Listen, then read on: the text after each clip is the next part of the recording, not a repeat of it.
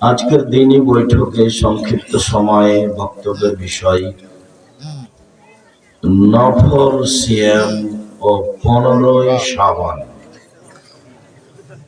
আজ হলো 15ই শাবান। 15ই শাবান ও নফল সিয়াম সম্পর্কে আমরা এক গুরুত্বপূর্ণ সংক্ষিপ্ত তথ্যবহন বিবরণের প্রাণপণে চেষ্টা করব ইনশাআল্লাহ আজিজ। প্রারম্ভে আমরা এলাকাবাসীর দায়িত্বশীল জ্ঞানীগুণী সুসম্মানীদের আন্তরিকভাবে শুকরিয়া আদায় করি। তারা এই প্রোগ্রামের জন্য অনেক চেষ্টা করেছেন।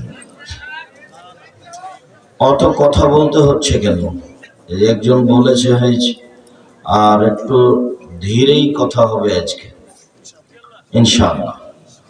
সম্মানিত দিনী ভাই বোন, আমি আগে থেকে অবগত যে আজকের সম্মেলনে এইখানে আপনারা বহু জনগণ, হাজারো লাখো জনগণ উপস্থিত হবেন বলে আমি পূর্ব থেকেই কিছুটা আঁচ করছিলাম। সেই সুবাদেই আজকে মনে করছি আপনারা দূর দূরান্ত থেকে, এলাকা থেকে বহু নারী পুরুষ উপস্থিত হয়েছেন।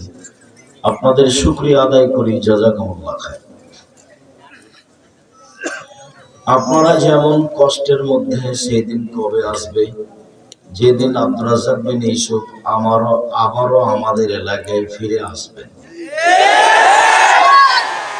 আমারও সেই ভালোবাসার সুবাদে অপেক্ষায় ছিলাম সেদিন কবে আসবে যেদিন আমি আপনাদের মাঝে আবারও কোরআন হাদিসের কথা বলবো। আলহামদুলিল্লাহ, আমরা আল্লাহর শুকরিয়া আদায় করি। আলহামদুলিল্লাহ, তিনি সর্বশক্তিমান, তিনি কাজ করেন, তবে আমার আপনার মতো করেন না, তার মতো করেন। যার কারণে আমরা মনে করি আমরা তো অনেক বললাম, কিন্তু কই দোয়া তো কবুল হলো না। কিন্তু দোয়া তো কবুল হয়, কিন্তু আমার মতো তো আর হয় না, তার মতো হয়। উনি যেভাবে ভালো মনে করেন সেভাবে দোয়া কবুল করেন।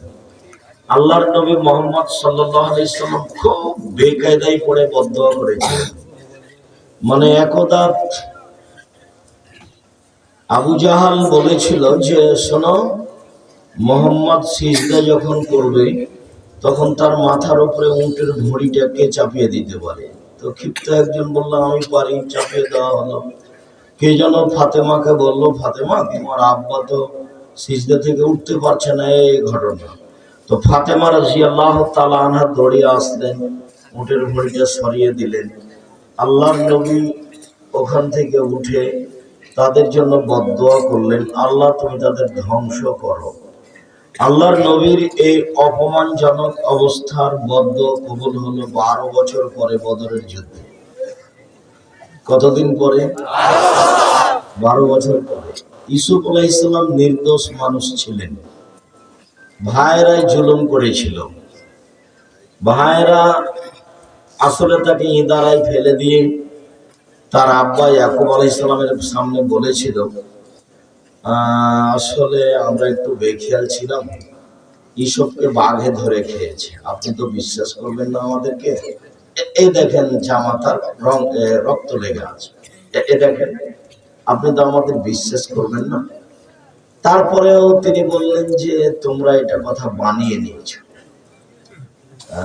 আমি ধৈর্য ধারণ করি, আল্লাহ মুস্তান, আল্লাহ সাহায্য করবেন। এই বলে একজন নবী ছেলে পাওয়ার আশায় কান্নাকাটি করে কাঁদতে লাগলেন। প্রায় 25 বছর পরে ছেলে ফেরত পেয়েছিলেন। তো 25 বছর কি আর 2-1 দিন? তো আমরা অসহায় অবস্থায় আল্লাহকে ডেকেছি, সময়ের গতিতে আল্লাহ আমাদের কথা শুনেছেন। সেই সুবাদে আমরা আবারও এসব এলাকায় এসে দিনের কথা বলছি। আলহামদুলিল্লাহ। সম্মানিত দিনী ভাই বোন, ইবাদতের জগতে সবচেয়ে দামি ইবাদত সিয়াম, রোজা। আমরা কিন্তু আলোচনায় সিয়াম শব্দ ব্যবহার করব, রোজা নয়। রোজা মানে উপবাস থাকা, আর সিয়াম মানে হলো বিরত থাকা। দুইটার অর্থ এক নয়। আর সিয়াম শব্দ কোরআনেও আছে, হাদিসেও আছে। রোজা শব্দ কোরআনেও নেই, হাদিসেও নেই। ঠিক যেমন সালাত শব্দ কোরআনেও আছে, হাদিসেও আছে। নামাজ শব্দ কোরআনে নেই, হাদিসেও নেই। দোজখ শব্দ কোরআনেও নেই, হাদিসেও নেই। জাহান্নাম শব্দ কোরআনেও আছে, হাদিসেও আছে। জান্নাত শব্দ কোরআনেও আছে, হাদিসেও আছে। বেহেশত শব্দ কোরআনেও নেই, হাদিসেও নেই। আল্লাহ শব্দ কোরআনেও আছে, হাদিসেও আছে। খোদা শব্দ কোরআনেও নেই, হাদিসেও নেই। এমনিতেই চলছে, যাকে চাঁপাইনবাবগঞ্জের ভাষাতে গায়ের জোরে চলছে। আবার কেউ যদি বলে যে না চলবে না, খোদা বলা চলবে না, তারও পাঁচজন হুজুর লাভ দিয়ে বলে কে বলেছে চলবে না। উনি কিন্তু জীবনে হিসাব করে দেখেননি আসলেই চলবে কিনা। খোদা মানে কি, আল্লাহ মানে কি, এটা তার কোনোদিন বিবেচনা তো আসেনি। নইলে ওটা এভাবে বলতে লাগলো কেন, কে বলেছে চলবে না। খোদা, খোদ মানে নিজা, রা মানে এসেছে, খোদা নিজে এসেছে। কবে এসেছে? ধরে নিলাম যে কালকে এসেছে, তাহলে কালকের আগে আল্লাহ ছিলেন না? আল্লাহ আল্লাহ আগে থেকে আছেন, শেষও থাকবেন, চিরদিন থাকবেন, যার নাম তিনি হলেন আল্লাহ। শব্দ কোরআনেও আছে, হাদিসেও আছে। যার জন্য আল্লাহ শব্দই ব্যবহার করতে হবে, সিয়াম শব্দই ব্যবহার করতে হবে, রোজা নয়। উল্লেখ্য যে রোজা মানে উপবাস থাকা, সিয়াম মানে বিরত থাকা। শরীয়তের পরিভাষায় ফজরের আজান থেকে নিয়ে সূর্য ডুবা পর্যন্ত খাওয়া, পান করা, স্ত্রী মিলন, যাবতীয় অপছন্দ কথা ও কর্ম থেকে বিরত থাকার নাম সিয়াম। যারা অপছন্দ কথা ও কর্মে লিপ্ত থাকে তারা সিয়াম থাকে না, তারা রোজা থাকে। দোকানে বসে আড্ডা পিটে যারা মানুষের বদনাম করে, যারা মানুষের বিরোধিতা করে, যারা ক্ষমতা দেখিয়ে, দাপট দেখিয়ে মানুষের প্রতি যে জুলুম করে তাদের জেল হাজতে দেয়, যারা, তারা রোজা থাকে, সিয়াম থাকে না। যারা সুদ ঘুষ খায়, দেয়, তারা রোজা থাকে, সিয়াম থাকে না। যেসব মহিলারা নগ্ন পোশাক পরে চলে রাস্তাঘাটে, স্কিন পায়জামা পরে, আবার এমন পায়জামা পরে যে পায়জামার ভেতর দিয়ে আর দুজন ঢুকবে, তখন হাঁটু পর্যন্ত দেখা যায়। এটা হলো ইহুদি খ্রিস্টানদের নীতি। যেসব মহিলারা নখে নেইল পলিশ ব্যবহার করে, নখ বড় রাখে, এটা হলো ইহুদি খ্রিস্টানদের পতিতালয়ের মেয়েদের বৈশিষ্ট্য। ইহুদি খ্রিস্টানদের পতিতালয়ের মেয়েদের বৈশিষ্ট্য হলো নখে নেইল পলিশ দেওয়া এবং নখ বড় রাখা। সেই সুবাদেই মুসলিম মহিলারা নিজের সবকিছু হারিয়ে তাদের কৃষ্টি কালচার গ্রহণ করে। সম্মানিত দিনী ভাই বোন, হিন্দু মেয়েদেরকে বিবাহ করার 10টি পদ্ধতি আছে। তার একটি পদ্ধতির নাম রাক্ষসী বিবাহ। কপালে টিপ দিতে পারলে বিবাহ হয়ে গেল। মেয়ের বাপ বিবাহ দিবে না, ছেলে জোর করে বিবাহ করবে। কিভাবে বিবাহ করবে? কপালে টিপ দিতে পারলে হয়ে যাবে। কপালে টিপ দেওয়া প্রথা হিন্দুদের পক্ষ থেকে এসেছে, অথচ তা আমাদের মেয়েদের কপালে দেখা যায়। এটা হলো ইহুদি খ্রিস্টান হিন্দুদের বৈশিষ্ট্য। রাসূল সাল্লাল্লাহু আলাইহি সাল্লাম খুব দুঃখ আফসোস করে বলেছেন, পৃথিবীর মানুষ শুনে রেখো, আমার উম্মত ইহুদি খ্রিস্টানদের সাথে মিশে যাবে, আমার উম্মত ইহুদি খ্রিস্টানদের সাথে মিশে যাবে। ডান হাতের বিঘত যেমন বাম হাতের সমান, চাল চলনে, কথাবার্তায়, আশাক পোশাকে, চলাফেরায় তাদের সাথে মিশে যাবে। ডান পায়ের জুতা যেমন বাম পায়ের সমান, এইটা যেমন সমান সমান, আমার উম্মত ইহুদি খ্রিস্টানদের সাথে চাল চলনে, কৃষ্টি কালচারে, নিয়ম নীতিতে, কথাবার্তাতে, আচার আচরণে তাদের সাথে মিশে যাবে। এটা আমার দুঃখ। তিনি আরো বলেছেন, বলতে বলতে এবার ভাষাগত নিচে নামতে লাগলেন, পৃথিবীর মানুষ শুনে রেখো, ইহুদি খ্রিস্টান যদি মায়ের সাথে জেনা করে থাকে তো আমার উম্মত তাদের সাথে মিল দিতে গিয়ে আমার উম্মত মায়ের সাথে জেনা করবে। যার কারণে মুসলিম মেয়েরা নখ বড় করতে শিখলো, নখে নেল পালিশ দিতে শিখলো, মেহেদি ছেড়ে দিয়ে। মেহেদি হাতের নখে তো দিবে দিবে, পায়ের নখেও দিবে। যার কারণে তারা স্কিন পায়জামা পরতে শিখলো, যে পায়জামা পরলে অঙ্গ প্রত্যঙ্গ দেখা যায়, এমনকি লজ্জাস্থানও বোঝা যায়। এটা হলো তাদের কৃষ্টি কালচার। তারা নিজেদেরকে দিয়ে মুসলমানদেরকে ধ্বংস করতে চায়, অর্থ সম্পদ, কলা কৌশল, নিয়ম নীতি দিয়ে। সম্মানিত দিনী ভাই বোন, বলছিলাম ইসলাম সৌদি আরব থেকে বের হয়ে ইরাকে ঢুকেছে, ইরাক থেকে বের হয়ে ইরানে ঢুকেছে, ইরান থেকে বের হয়ে ভারত, বাংলাদেশ, পাকিস্তানে এসেছে। আস্তে আস্তে অনেক অংশ উল্টে গেছে, তার মধ্যে নামগুলিও উল্টে গেছে। আসলে ছিল সিয়াম, উল্টিতে উল্টিতে সেটা হয়ে গেছে রোজা। সেটা আর কেউ বিবেচনা করতে চায় না, এইরকম ভাবে হয়ে গেছে নামাজ। তা আমরা বলবো সিয়াম। সিয়াম শব্দের অর্থ হলো বিরত থাকা। ফজরের আজান থেকে নিয়ে সূর্য ডোবা পর্যন্ত খাওয়া পান করা, স্ত্রী মিলন, যাবতীয় অপছন্দ কথা কর্ম থেকে বিরত থাকে যারা, তারাই সিয়াম থাকে। নগ্ন পোশাক পরে যেসব মহিলা তারা রোজা থাকে, তারা সিয়াম থাকে না। যারা এইভাবে ইহুদি খ্রিস্টানদের কৃষ্টি কালচারে ব্যস্ত আছে, তারা রোজা থাকে, সিয়াম থাকে না। তার থাকাই কি আর না থাকাই কি? যারা এইভাবে টাকনোর নিচে প্যান্ট পরে, দাড়ি চাঁচে, মানুষের প্রতি অন্যায় জন্য নির্যাতন করে, ধোকা ফাঁকি দেয়, মিথ্যা কথা বলে, গীবত করে, তারা রোজা থাকে, সিয়াম থাকে না। সিয়াম থাকা ভিন্ন জিনিস, রোজা থাকা ভিন্ন জিনিস। সিয়াম মানে বিরত থাকা। আবার এই ছেলে, ভালো করে মনে করে নাও, অপছন্দ কথা ও কর্ম থেকে বিরত থাকার নাম হলো সিয়াম। সিয়াম শব্দের আবিধানিক অর্থ হলো বিরত থাকা। শরীয়তের পরিভাষায় খাওয়া পান করা, যাবতীয় অপছন্দ কথা কর্ম, স্ত্রী মিলন থেকে বিরত থাকার নাম সিয়াম। ইবাদতের জগতে ভিন্ন ধরনের ব্যতিক্রম ইবাদত হলো সিয়াম। আমি বাস্তবতা দেখাই, আপনাকে আমি দেখানোর চেষ্টা করব একাধিক হাদিস পেশ করে যে সিয়ামের সাথে অন্য কোনো ইবাদতের মিল নেই। সিয়াম ভিন্ন ইবাদত, অন্যান্য ইবাদত ভিন্ন ইবাদত। এক, ওমামা বাহিনী রাদিয়াল্লাহু তাআলা আনহু বলেন, একদা আমি আল্লাহর নবীকে বললাম, মুরনি বি আমালিন, আল্লাহর নবী আমাকে একটা আমলের কথা বলেন তো, যে আমলে আমি জান্নাতে চলে যাব। তখন আল্লাহ রাসূল বলেন, ওমামা আলাইকা বিসসাম ফাইন্নাহু লা মিসলা লাহু, তুমি সিয়াম পালন করো। ইবাদতের জগতে সিয়ামের সমপর্যায়ের কোনো ইবাদত নেই। ইবাদতের জগতে সিয়ামের সমপর্যায়ের কোনো ইবাদত নেই। ইবাদতের জগতে সিয়ামের মতো কোনো ইবাদত নেই। এটা হলো সিয়াম, এটা হলো সালাত। বলা যাবে না যে সালাত সিয়ামের মতো। এটা হলো সালাত, এটা হলো সিয়াম। বলা যাবে না যে সালাত ইবাদত সিয়ামের সমপর্যায়ের ইবাদত। এর সমপর্যায়ের ইবাদত পৃথিবীতে নেই। যদিও সালাত ব্যতিক্রম ইবাদত। সালাতই এমন একটা ইবাদত যা মানুষের সমস্যা বোঝে না। সিয়াম ব্যতিক্রম, এ কথাই ঠিক। তারপরে অসুস্থ থাকলে সিয়াম করা লাগবে না, পরে করবে। সিয়াম ব্যতিক্রম ইবাদত, এ কথাই ঠিক। এরপরেও সফরে থাকলে সিয়াম পালন করা লাগবে না, পরে করবে।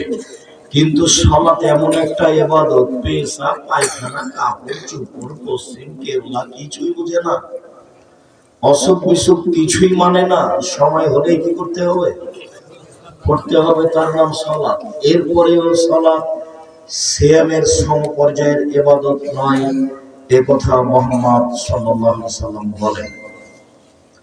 হজ একটি বড় ইবাদত। আল্লাহ নবী বলেছেন, কারো যদি হজ কবুল হয় তাহলে সে হয়ে যায় সেদিনের মতো যেদিন তার মা তাকে জন্ম দিয়েছে, নিষ্পাপ হয়ে যায়, তার নাম হজ। হজ যত বড় ইবাদত হোক না কেন, বলা যাবে না হজ সিয়ামের সমপর্যায়ের। কেন? আল্লাহ রাসূল তার নাকচ করেছেন। কোরআন তেলাওয়াত একটি গুরুত্বপূর্ণ ইবাদত, এরপরেও বলা যাবে না কোরআন তেলাওয়াত সিয়ামের সমপর্যায়ের ইবাদত। সিয়াম ভিন্ন ধরনের ইবাদত, যার সমপর্যায়ের কোনো ইবাদত নেই। এক, দুই, সাহাল ইবনে সাদ রাদিয়াল্লাহু তাআলা আনহু বলেন, আল্লাহর নবী বলেছেন, ফিল জান্নাত সামানি আবওয়াব মিনহা বাবুন ইসমুর রায়ান লা ইয়াদখুলুল সায়মুন। জান্নাত হচ্ছে 8টি জান্নাত একটি দরজা আটটি, জান্নাত একটি দরজা আটটি, জাহান্নাম একটি দরজা সাতটি। তো জান্নাতের আটটি দরজার একটি দরজার নাম হলো রায়ান। রায়ান শব্দের অর্থ হলো পানি পান করে তৃপ্তি লাভ করা। এই দরজা দিয়ে সিয়াম পালনকারী ছাড়া কেউ প্রবেশ করতে পারবে না। যখন সিয়াম পালনকারীর শেষ ব্যক্তি ঢুকে যাবে তখন এই দরজা বন্ধ করা হবে। হাদিস বুখারী মুসলিম। এখনো বুঝাতে পারিনি কথাটি, আবার বলি। আটটি দরজা দিয়ে মানুষ জান্নাতে প্রবেশ করবে। একটা দরজা হচ্ছে সালাত আদায় করে যারা, তাদের জন্য। একটা দরজা যারা দান করে তাদের জন্য। একটা দরজা হচ্ছে যারা হজ করে তাদের জন্য। একটা দরজা হচ্ছে যারা সিয়াম পালন করে তাদের জন্য। ওই সময় সব দরজা থেকে ফেরেশতাগণ ডাকবেন, আসেন আসেন, এই দরজা দিয়ে আসেন। যারা সিয়াম পালন করেছেন এই দরজা দিয়ে আসেন, যারা হজ করেছেন এই দরজা দিয়ে আসেন, যারা দান করেছেন এই দরজা দিয়ে আসেন। ওই সময় অবশ্য আবু বকর সিদ্দিক বলেছিলেন, আল্লাহর নবী, সব দরজা দিয়ে ডাকা হবে এমন কি কেউ হবে? তখন আল্লাহ রাসূল বললেন, হ্যাঁ, সেটা তুমি, যাকে সব দরজা থেকে স্বাগতম জানানো হবে। আমরা এই কথা বলিনি, আমরা এখন বলছি আল্লাহর নবী বললেন যে সিয়াম পালনকারীর শেষ ব্যক্তি ঢুকলে দরজা এটা বন্ধ করা হবে, তখনও বাকি দরজা খোলা আছে। তার মানে হলো এই, সালাত আদায়কারী দানের দরজা দিয়ে ঢুকতে পাবে, দানকারী সালাত আদায় করার দরজা দিয়ে ঢুকতে পাবে, কিন্তু সিয়াম পালনকারী ব্যতীত এই দরজা দিয়ে ঢুকতে পাবে না। এই কথা মুহাম্মদ সাল্লাল্লাহু আলাইহি ওয়াসাল্লাম বলেন। এই কথা পেশ করে আপনাকে আমি বলতে চেয়েছি, ইবাদতের জগতে একেবারে ভিন্ন ধরনের ইবাদত সিয়াম, যার সমপর্যায়ের কোনো ইবাদত নেই। সম্মানিত দিনী ভাই বোন, বলছিলাম সিয়াম ভিন্ন ধরনের ইবাদত এবং সবচেয়ে দামি ইবাদত। আবু হুরায়রা রাদিয়াল্লাহু তাআলা আনহু বলেন, আল্লাহর নবী বলেছেন, কুল্লু আমাল ইবনে আদম ইয়াফুল হাসানাতু বিআশরি আমসালিহা ইলা 700। আদম সন্তানের সব নেকি 10 থেকে 700 হয়, আরো আরো হয়। ফেরেশতাকে লিখতে বলেন, কোরআন তেলাওয়াত করলেন আপনি, আল্লাহ বলবেন, ফেরেশতা কোরআন তেলাওয়াতের নেকি লিখে দাও, 10 থেকে 700 লিখো, আরো বাড়াও। হজ পালন করলেন আপনি, আল্লাহর নবী, আল্লাহ বলবেন ফেরেশতাকে নেকি লিখো, হজের নেকি 10 লিখো, 700 লিখো, আরো বাড়াও। এইভাবে সব নেকি বাড়াও। আল্লাহ তাআলা বলেন, ইল্লা সাম, তবে সিয়াম রোজা, ফাইনাহু লি ওয়া আনা আজিবিহি, সিয়াম আমার ব্যাপার, প্রতিদান আমি দিব। সিয়াম প্রতিদান কেউ দিতে পারবে না।